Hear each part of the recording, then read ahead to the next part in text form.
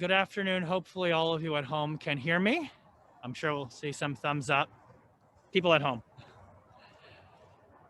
At this time, I'd like to invite and call forward everyone who may be a member of, wearing a ribbon right now, a member of the family, our immediate mourners to come forward. Jewish traditional services begin with a ritual that dates back to biblical time that we call Kriya. Kriya is a ritual that deals with the ripping or the tearing of a garment symbolically, symbolizing what we are feeling on the inside at this moment. And that is a ripping and a tearing of our hearts under these circumstances for sure. And so at this time, I'll ask our immediate mourners to please repeat after me. And if you are a child or a sibling currently on today, long distance, I'll invite you to rise and join along with the family gathered here as well and say the blessing along with me together. Baruch atah Adonai, Eloheinu melech haolam, Dayan ha'emet. Praised are you, Adonai, our God, ruler of the universe, who is the judge of truth. Adonai Natan, Vadonai Lakach, Yehi Shem Adonai Mivorach. Adonai has given, and Adonai has taken. May the name of Adonai be blessed. At this time, I invite each of you to tear your ribbon for someone else. Not your own ribbon. Have someone tear it for you.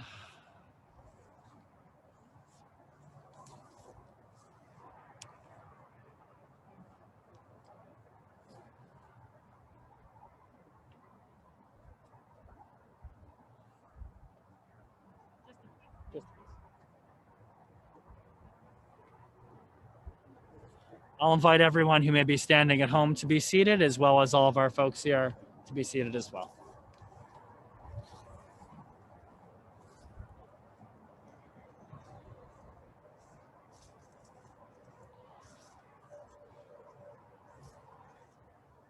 Shiviti Adonai lenagdi tamid, ki mimini bahal emot.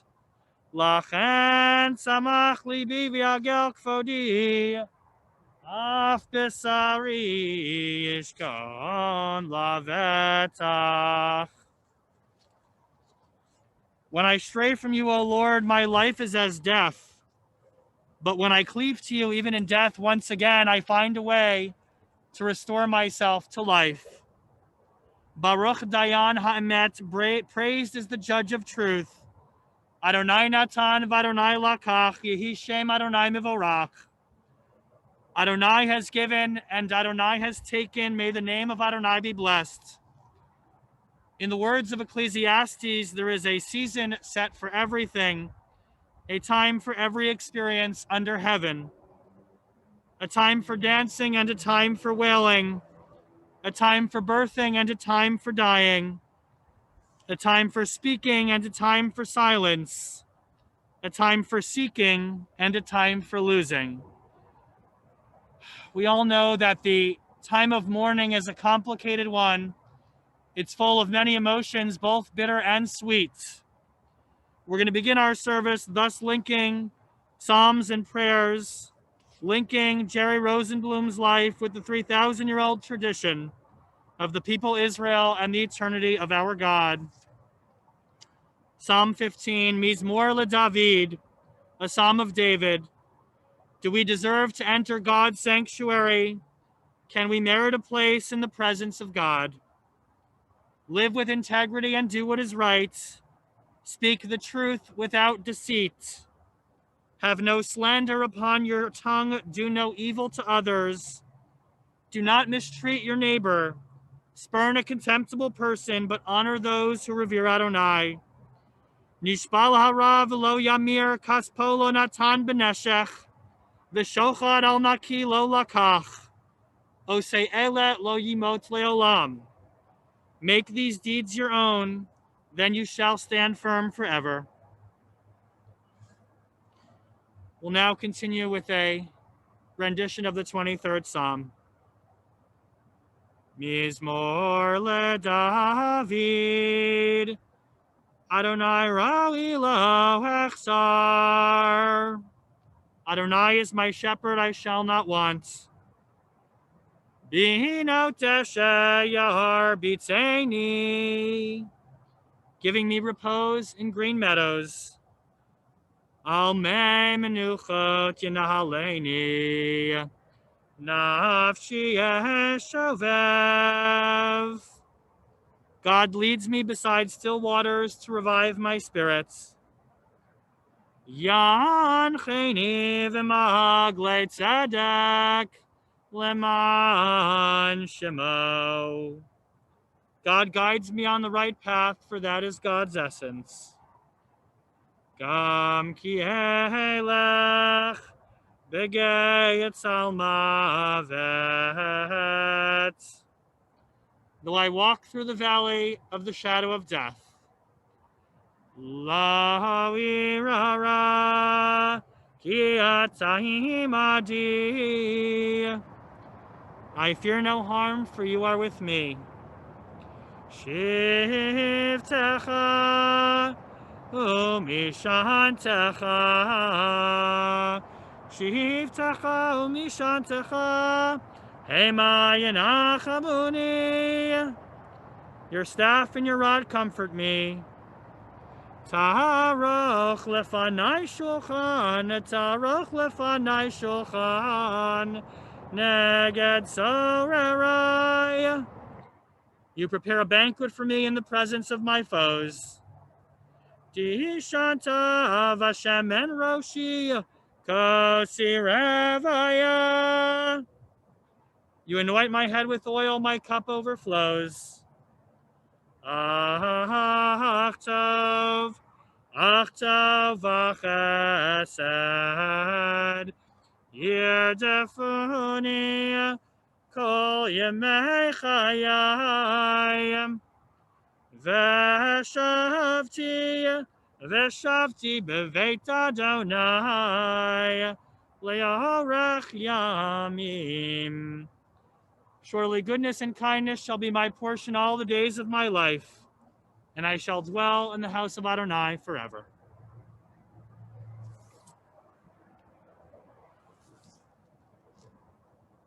There is an old Jewish tradition that because it is Hanukkah, and traditionally a time of great joy and celebration for the Jewish people, that rabbis refrain from giving eulogies. However, I must also tell you that there is an equally old tradition that when rabbis begin funerals and eulogies on Hanukkah, they begin with this teaching and then they say, but if I was going to give a eulogy, this is exactly what I would say. This afternoon, I want to begin with a story about the Rabbi Yisrael Baal Shem Tov, the founder of Hasidism, who, when he saw that the Jewish people were threatened, would go to a particular place in the forest. He would light a fire, he would say a prayer, and he would ask for a miracle to save the Jews from the threats. And so it was that the Jewish people endured. Only in the next generation, when the Baal Shem Tov student, the Maggid of Mezrich, had to intervene in heaven for the same reason, he would go to the same place in the forest and say the prayer. But alas, he could no longer light the fire. And yet again, the Jewish people would endure. So too it was in the following generations, until finally it was the turn of Rabbi Israel of Ruzhin. Rabbi Ruzhin would sit in his armchair and say, God, I am unable to light the fire. I do not know the prayer, and I do not know the place in the forest. But what I can do is tell a story. And that must be enough for the Jewish people to endure. This afternoon, we come together to mark the passing of Jerry Rosenblum, Yiddel ben Shmuel, our honey, our Gramps of blessed memory. Foremost, of course, our prayers, our thoughts go out to the love of his life, Carol, with whom he shared a wonderful 37-year marriage.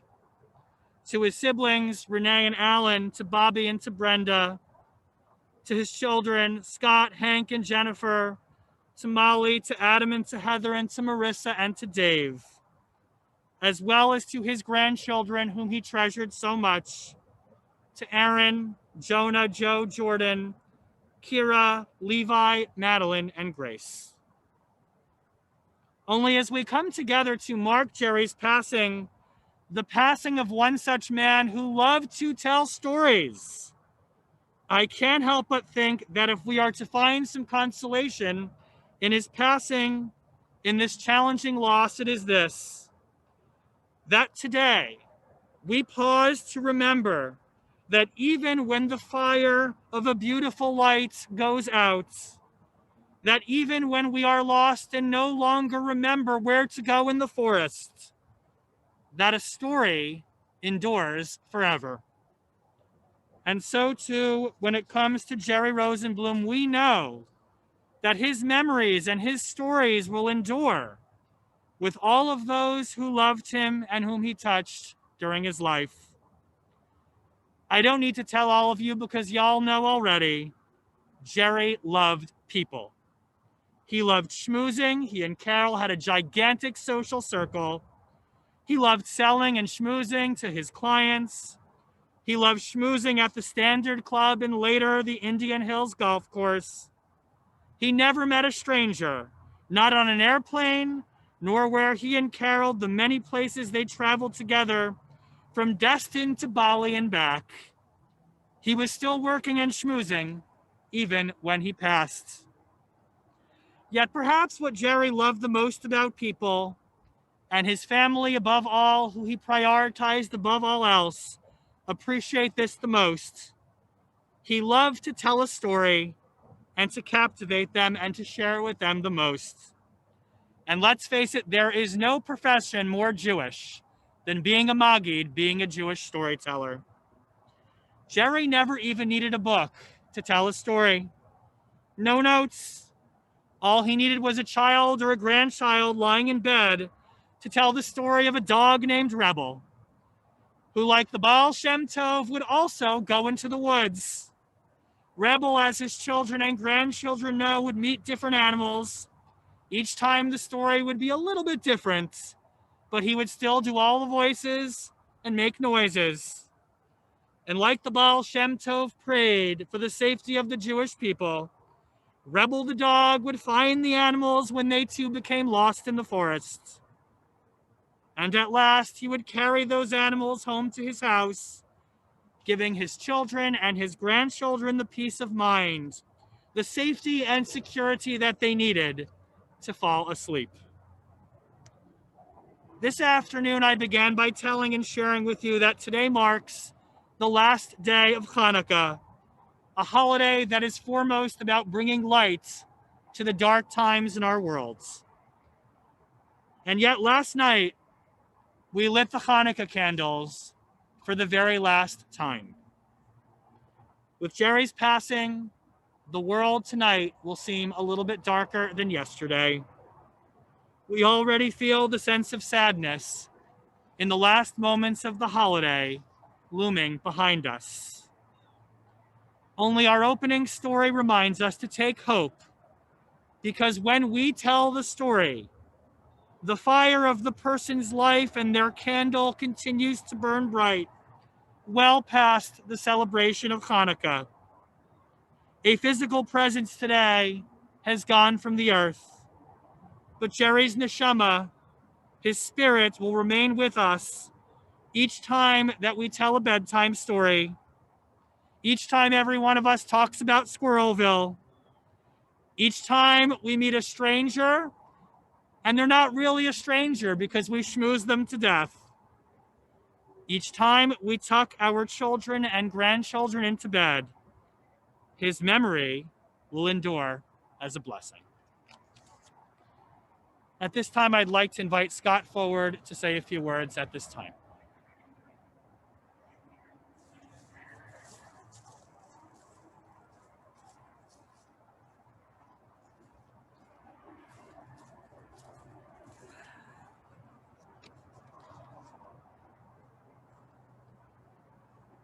Can everybody hear me? Can you guys hear me? All right.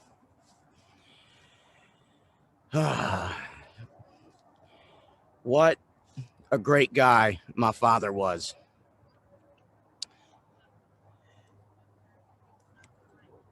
All right. What a great guy my father was. He never, ever walked into a room that didn't just light up. It was unbelievable. A couple of days ago, I sat with a friend of mine and we were talking about my father. And I said, I'm going to speak at his service. And I'm just trying to think of some things to say that people can identify with. And he said to me, I went through a similar situation with a friend of mine, one of my best friends a few years ago. And I flew out to the funeral and I was going to speak. And one of my friends said, you should text everybody and ask them to send one word that comes to mind when they think of him. And I said to him, I said, that's a really good idea. But I was already getting text and phone calls and other communication from people. And I looked at all of the communication and they all had a common theme, whether I was speaking to an old high school friend or one of my father's friends or a relative or my mother or aunts and uncles and cousins. They all said the same thing, that he was just a great guy and a cool dude and wanted everybody to be happy. And that is really something when everybody says the same thing. I've never met a person in my whole life that didn't say that. And he just had a way of saying things that even if he was serious would make you feel good and draw a laugh. And he could disarm you with a smile. As one of my cousins said to me yesterday, he just had this magnetism. And he was just a sweet and kind and special person. He was a great friend and a wonderful father. I mean, Lord knows we caused him, my brother and I caused him all sorts of grief. I mean, I'm surprised that he made it as long as he did with the grief we caused him, but he just shrugged it off and was always there. And he just could not imagine not doing everything he could for his children, even if it was to his detriment, to make sure that they were successful. And he felt this way about everybody. It was important to him that every person that he came into contact with felt the same, that they were smiling, that they were happy. And when he left the room, that's what everybody that is what everybody felt. He loved a few things. He loved the Bulldogs. He loved his friends. He loved his family. And a story about who he was. And I was trying to think of a story that everybody could identify with. I got a picture sent last night and I forwarded it to my mother. And it was a picture. We were all out in California at the Rose Bowl. And it was on New Year's Eve. We were eating in a nice fancy restaurant on New Year's Eve. And my father in the middle of the restaurant stands up and yells, "Give me a G." And the whole restaurant said, "Give me a G. Give me an E. Give me an O." He went all the way through it. And then he yelled, "Georgia." And before you knew it, half of the restaurant, at least the intelligent half, were yelling, "Georgia, Georgia, Georgia." And the picture I got last night was all of the friends we made. We all took a picture together. And he made friends wherever he went. It was just the craziest, neatest thing to watch. And, some people say they feel privileged to have been alive when the Industrial Revolution came, or electricity, or whatever. I feel privileged to have been alive to have been able to know him, because it didn't matter what. if I woke up in the morning and I saw his call or watching Georgia, I always knew I was going to laugh about something. And and to my father's friends, you guys and the people watching, you guys were so important to him. He smiled every single time he heard any of you guys' names. He lived for you to see you guys, and he was just so happy and proud to know all you guys. And to our family, he's the same. He was so proud to be in this family, and of all his cousins, his brothers and sisters. And he was just a great guy. And to my mother, she tied it all together for him, and he just adored his life and in his life with her. So he might not be here right now, but he is up there and he is making the folks in heaven smile. And he's, going to be pulling for the Bulldogs, and he'd be happy if we remembered him like that. So thank you.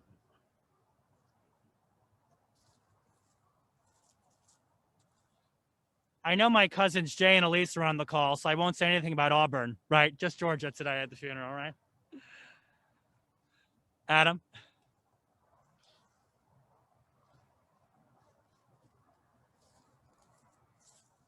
Since you brought it up, I've always wondered if it hurt him just a little bit that I ended up choosing to go to his arch rival, Florida. So, such as it is. But really, I wanted to thank everyone for reaching out and supporting our family during this very difficult time. It means so much to us that some of you could be here in person today, and so many others are watching the online stream on Zoom. There's no question in my mind that in normal times, wherever we would have gathered, it would have been completely packed with people because of how many lives my dad touched and how many people genuinely loved him. What can you really say when you lose a parent? It's one of the hardest things we ever go through. You grow up idolizing them, and then when you get older, you try your best to live up to the example that they worked so hard to model for you. And as I thought about what I wanted to say here today, I quickly realized that I could talk all day about all the countless ways my dad impacted the lives of me and my sister. He was kind, patient, honest, passionate, hardworking, selfless, probably to a fault, and fully committed to providing for his family. But the one thing about him that I will carry with me for the rest of my life was how he never, ever made me or my sister feel like second-class children in our own family compared to his own 3 flesh and blood kids. It wasn't Scott, Hank, and Molly, and then also 2 stepchildren, Adam and Marissa. For him, it was, he's just simply had 5 kids. Period. Full stop. We 5 were all treated the same, and he loved us all equally. And now that I'm older, I've come to realize what a tremendous gift that was. He didn't have to be that way, but that's just who he was. My sister and I wouldn't be the people we are today without his love and devotion. It's very hard to think right now about how life will be without him being around. For me, the thing I know I'll miss the most is just shooting the breeze and talking sports with him, especially during college football season. He lived and breathed Georgia football. He also loved the Braves and the Falcons. I did try my best to get him interested in soccer and hockey, and he humored me by going to a United game or two, even though it wasn't his thing. But that didn't stop him.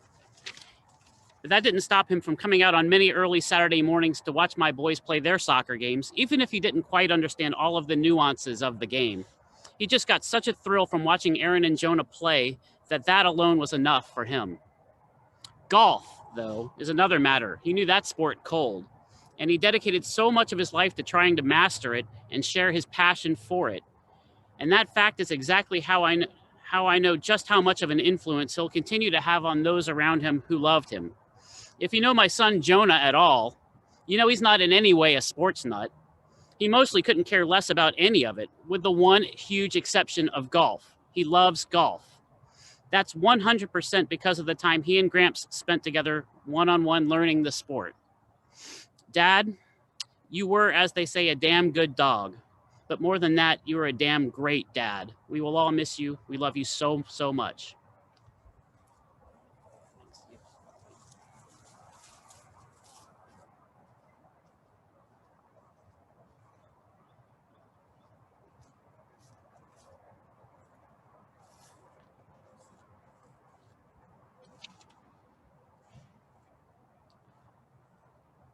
We'll continue with a reading of Psalm 91.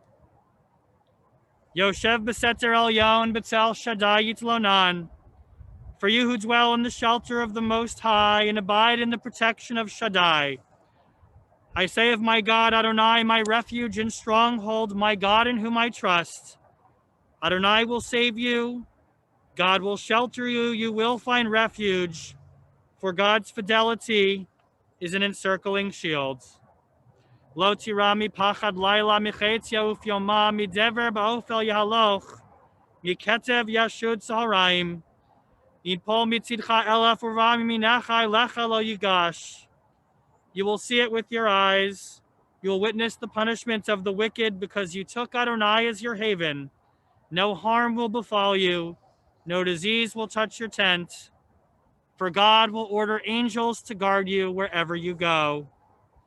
Yikraenu veinehu imo anochi b'tzara. Achaltehu v'achabdehu orech yamim aspiehu v'arehu b'shuati. Orech yamim aspiehu v'arehu b'shuati. When they call on me, I will answer. By being there in times of trouble, by rescuing and honoring, by satisfying with long life, and revealing my salvation. At this time, I'd like to invite everyone to please rise. Although it is Hanukkah and the Al Male memorial prayer is not customarily recited, like I said, if I was going to say the Al Male memorial prayer, this is what it might sound like. Please rise.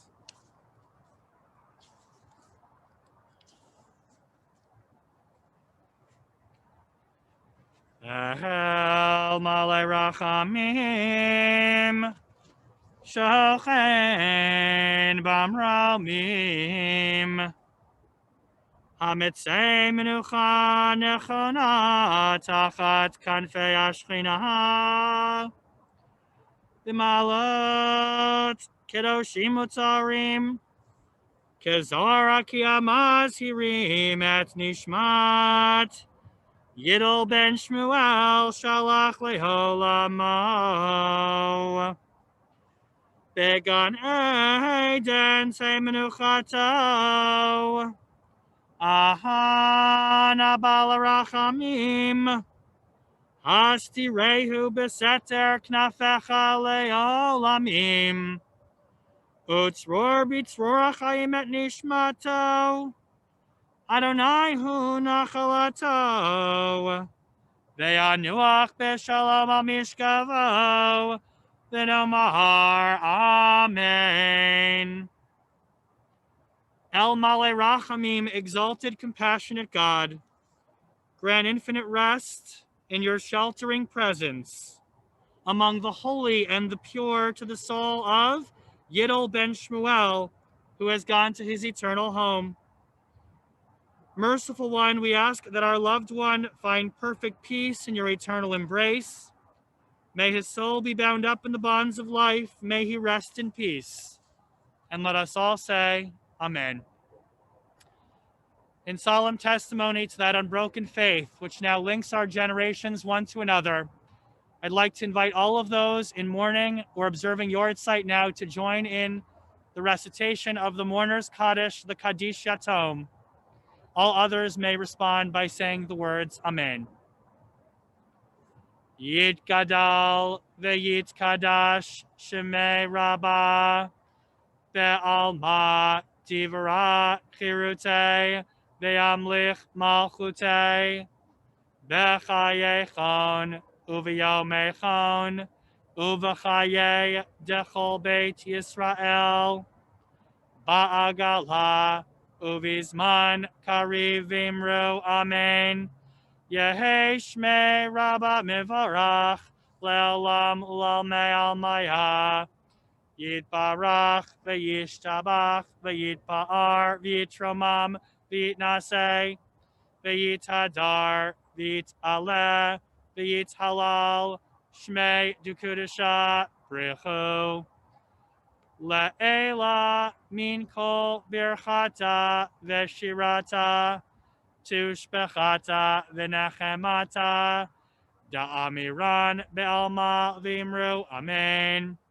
Yehi Shlama Rabba Min Shemaya v'chaim aleinu ve'al kol Yisrael v'imru amen. Oseh shalom v'imromav, ya'aseh shalom aleinu ve'al kol Yisrael v'imru amen. We now conclude our service this afternoon with the traditional Jewish words of condolence. And these are words that we will say throughout the next week, because these are words that we say when there are just no other words that can be said that capture the magnitude of the loss and the sadness that we all feel together at this moment. They are the words, Hamakom Yenachem Etchem B'toch Shar Avalei Tzion V'Yerushalayim. May God comfort all of you among the mourners of Zion and Jerusalem. We certainly know that no Jew mourns in isolation. As Jews, we mourn in a community, including all of the Jewish people who mourn together with us today. And let us all say Amen. I'm sorry for your loss. This concludes our service.